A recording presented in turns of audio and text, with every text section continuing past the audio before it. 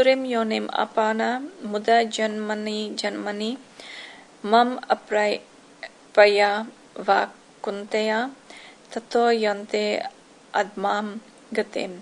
Fallen into the wombs of demons, these deluded beings from birth to birth do not attain to me, O son of Kunti, Arjuna, but go down to the lowest state.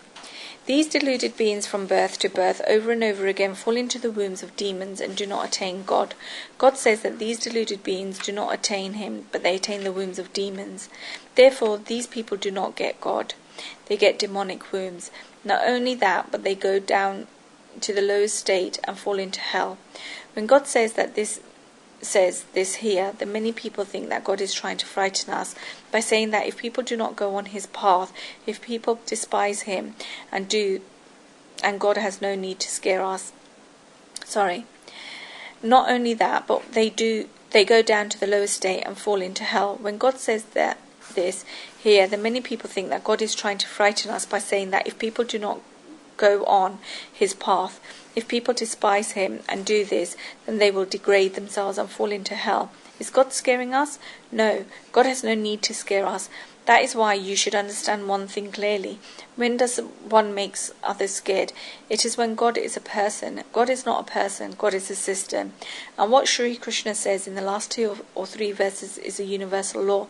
It is a principle of the world. Wherever one does, so they will attain. It is a simple and straightforward thing. If you put your hand in fire, then you will burn yourself and you will get scars. Now what is there is a board outside the fire saying that there is a fire there.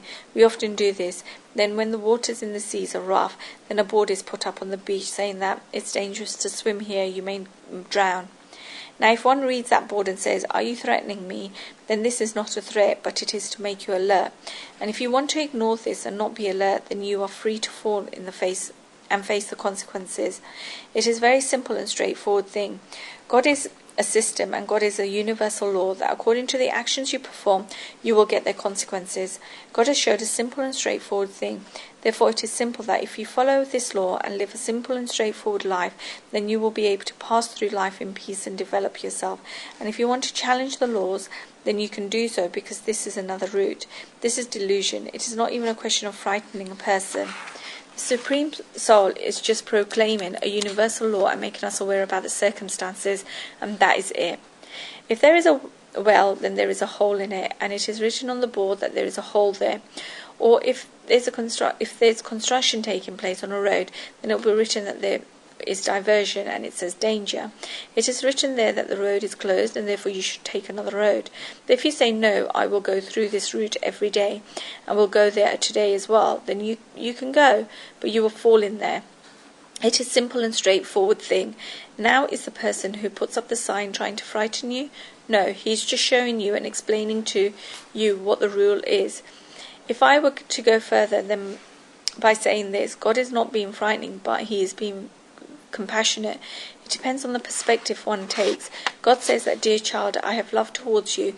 I am therefore explaining this to you so that you will not get sad, so you will not go towards destruction. That if you take this route even by mistake, then it is wrong, and therefore you should not go on this route." It depends on how you interpret it. God is saying this with a lot of compassion. If people do not follow this universal law, then they will go to destructive wombs. 2 verses in the 7th chapter of the Chanakya Niti are very much worth understanding. These are the 16th and 17th verses. The 16th verse is about one who has performed satkarma, divine acts. Svargashtinami jive loke chatvari chinani vasanti dehe tano prasango maduracha vani devarcham brahmantarpachanacha.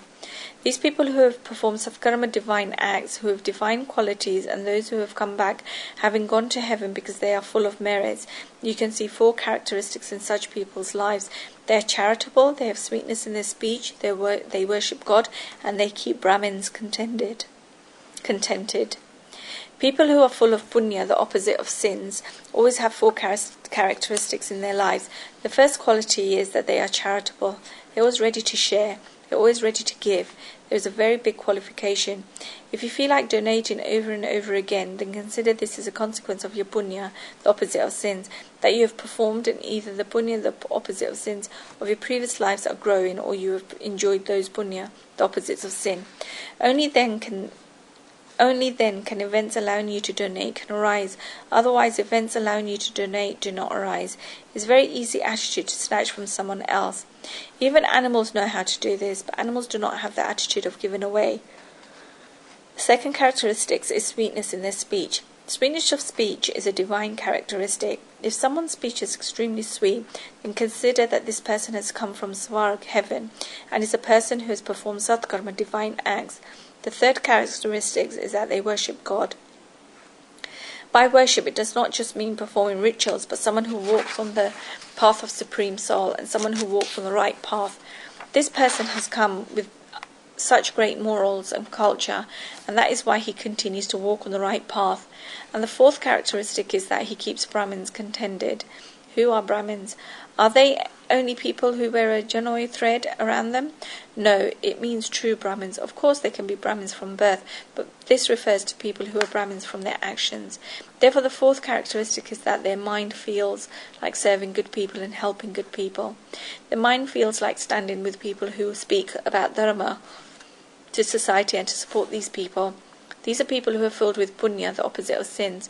And Chanakya says in the verse after this, Atyanta kopa katuka chavani daridra chajas svajaneshu variram nicha prasanga kulahina seva chinhani de narakasti tanam. Those people who have come from hell and are suffering the punishment of their sins, these are the characteristics of such people.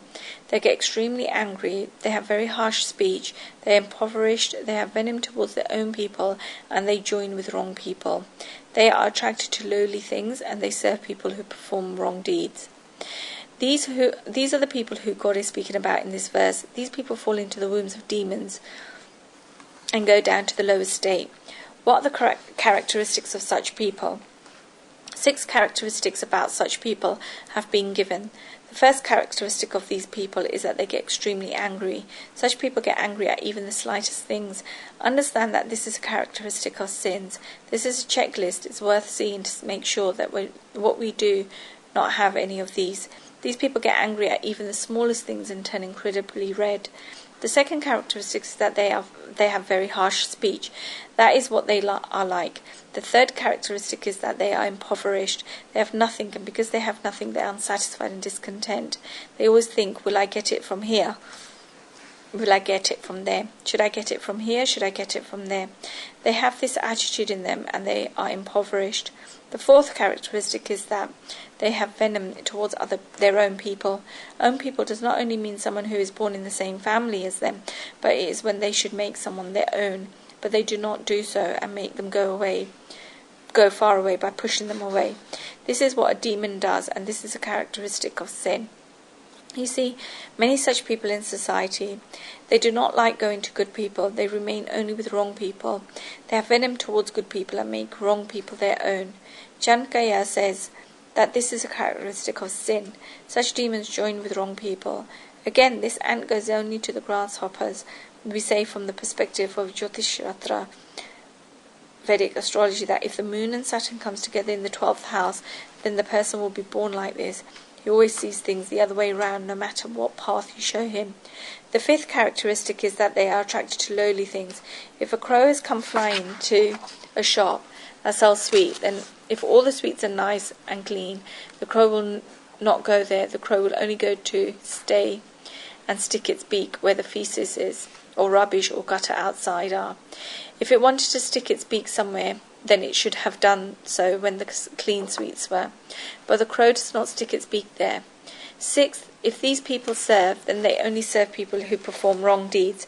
They never stay with cultured people. To serve, to stay with people, and to have close proximity with them. I always say that the meaning of service is proximity. This is because when we serve people, then what we gain is what we get, and we get to stay close with them. Demons serve people who perform wrong deeds. People who serve saints are also doing service. These people who serve big smugglers are also doing service, but they are serving the wrong people. They keep doing that wrong people's service, and they say that whatever you say is right. This is the characteristics of Narak, hell.